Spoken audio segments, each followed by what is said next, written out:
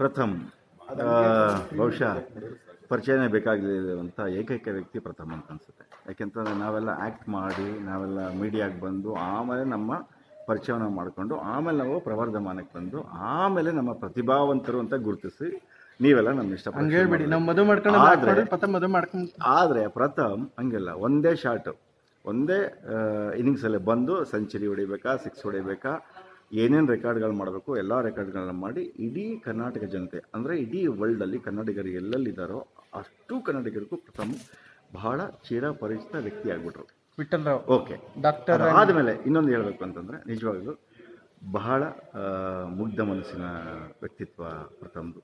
ಇವಾಗ ನಮ್ಮ ಚಲನಚಿತ್ರರಂಗಕ್ಕೆ ಬಂದಿದ್ದಾರೆ.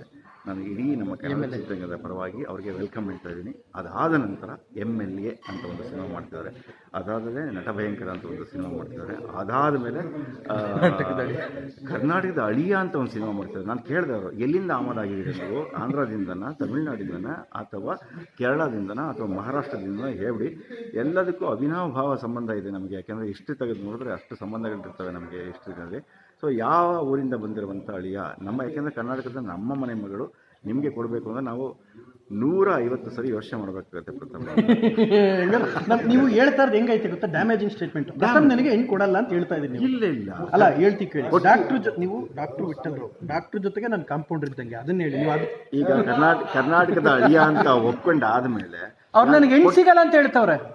ಪ್ರಥಮ್ಗೆ ಹೆಣ್ಣು ಕೊಡಕ್ಕೆ 150 ಸಲ ಯೋಚನೆ ಮಾಡ್ತೀವಿ ಅಂತ ಹೇಳಿದ್ರೆ ಏನರ್ಥ? ಡ್ಯಾಮೇಜಿಂಗ್ ಸ್ಟೇಟ್ಮೆಂಟ್ ಬಾಸ್ ಅದು. ಇಲ್ಲ, ಈಗ ಆ ಕಡೆಯಿಂದ ಗಣೇಶ್ ಮಾತಾಡ್ತಿರೋದು ಕರ್ನಾಟಕದ ಅಳಿಯ ಅಂತ ರಿಜಿಸ್ಟರ್ ಆಗ್ಬಿಟ್ಟಿದೆ, ಕೊಟ್ಟಾಗಿದೆ ಅಂತ ಅರ್ಥ. ಅದು ಈಗ ಕೊಡಕ್ಕೆ ಯೋಚನೆ ಮಾಡ್ಬೇಕಂತ ನಾನು ಹೇಳಲ್ಲ, ಪ್ರಥಮ ಹೇಳ್ತದೆ. ಅದಕ್ಕೆ ಸ್ವಲ್ಪ ಅರ್ಜೆಂಟ್ ಆಂಜನೇಯ, ಸ್ವಲ್ಪ ಅಡ್ಜಸ್ಟ್ ಮಾಡ್ಕೊಳ್ಳಿ, ನಾವೇ ತಿದ್ದಿ ಹೇಳಬೇಕು. ಯಾಕಂದ್ರೆ ಪ್ರಥಮಗಿಂತ ಸ್ವಲ್ಪ ವಯಸ್ಸಲ್ಲಿ ದೊಡ್ಡವರಾಗಿರೋದ್ರಿಂದ ಅನುಭವವೂ ಜಾಸ್ತಿ ಇರುತ್ತೆ, ಎಕ್ಸ್ಪೀರಿಯನ್ಸ್ ಜಾಸ್ತಿ ಇರುತ್ತೆ. ಮಕ್ಕಳು ಆಗಿರೋದ್ರಿಂದ ಮಾತಾಡುವಾಗ ಸ್ವಲ್ಪ ನನಗೆ ಅಧಿಕೃತವಾಗಿ ಮದುವೆನೂ ಆಗಿಲ್ಲ, ಅನಧಿಕೃತವಾಗೂ ಆಗಿಲ್ಲ ನನಗೆ. ಅದು ನಾನು ಹೇಳೇ ಇಲ್ಲ, ಅದು ನೀವು ಕೇಳಿಸ್ಕೊಳ್ಳಿ. ಇದನ್ನ 1000 ಸರಿ ಹೇಳಿದ್ದಾರೆ ಅವರು ಎಲ್ಲ ಕಡೆ, ಅದು ನಿಮಗೆ ಬಿಟ್ಟ ವಿಷಯ. ಸೊ ಹಾಗಾಗಿರ್ಲಿ, ಈ ಪ್ರತಿಭೆ ಅಷ್ಟನ್ನು ನಾವು ಬಹಳ ಮುಖ್ಯವಾಗಿ ಗಮನಿಸಬೇಕಾಗತ್ತೆ. ಸೊ ಹಾಗಾಗಿ ಈ ಪ್ರತಿಭಾನ್ವಿತ ವ್ಯಕ್ತಿಗೆ ನಮ್ಮ ಕರ್ನಾಟಕದಲ್ಲಿ ಎಷ್ಟು ಬೇಕೋ ಅಷ್ಟು ಹೃದಯದಿಂದ ಎನ್ಕರೇಜ್ ಮಾಡಿ ಬೆಳೆಸೋಣ. ಯಾಕೆಂದರೆ ನಮ್ಮ ಮನೆ ಹುಡುಗ ಅಂದರೆ ನಿಮ್ಮ ಅಪ್ಪನ ಆಸ್ತಿ ಕೊಡ್ಬಿಡಿ, ನಿಮ್ಮ ಹಾರ್ಟಲ್ಲಿ ಸಮ್ ಸ್ಪೇಸ್ ಕೊಡಿ ಅಂತ ಹೇಳ್ತಾರೆ. ಅದಕ್ಕಿಂತ ಬೇರೆ ಆಸ್ತಿ ಇನ್ನೊಂದಿಲ್ಲ ಗೊತ್ತಾ. ಇಲ್ಲಿ ಹೃದಯ ಸಿಂಹಾಸನ ಅಂತ ಹೇಳ್ತಾರೆ. ಯಾವಾಗ ಹೃದಯ ಅಂತ ಕರೆದಾಗ ಸಿಂಹಾಸನ ಅಂತ ಹೇಳ್ತಾರೆ. ಆ ಸಿಂಹಾಸನ ಮೇಲೆ ಕೂತ್ಕೊಂಡ್ಬಿಟ್ರೆ ಮುಗಿದೋಯ್ತು. ನಿಮಗೆ ಬೇಕಾದಂಥ ಆಸ್ತಿ ಎಲ್ಲವೂ ಅದಾಗದೆ ತಾನಾಗೆ ಬರುತ್ತೆ. ಸೊ ಹಾಗಾಗಿ ಚೆನ್ನಾಗಿ ಬೆಳೀರಿ, ಚೆನ್ನಾಗಿ ನಿಮ್ಮ ಒಂದು ಪ್ರತಿಭೆನ ಕರ್ನಾಟಕಕ್ಕೆ ತೋರಿಸಿ, ಜೊತೆಲಿ ನಾವು ಇರ್ತೀವಿ. ನೀವು ಚೆನ್ನಾಗಿ ಬೆಳಿಬೇಕು ಅನ್ನೋದೇ ನಮ್ಮ ಆಸೆ. ಹಾಗಾಗಿ ನಮ್ಮ ಪ್ರಥಮ ಯಾವುದೇ ಸಿನಿಮಾ ರಿಲೀಸ್ ಆಗಲಿ ನೀವೆಲ್ಲ ನೋಡಿ ಆಶೀರ್ವಾದ ಮಾಡಿ ಹಾರೈಸಿ. Thank you.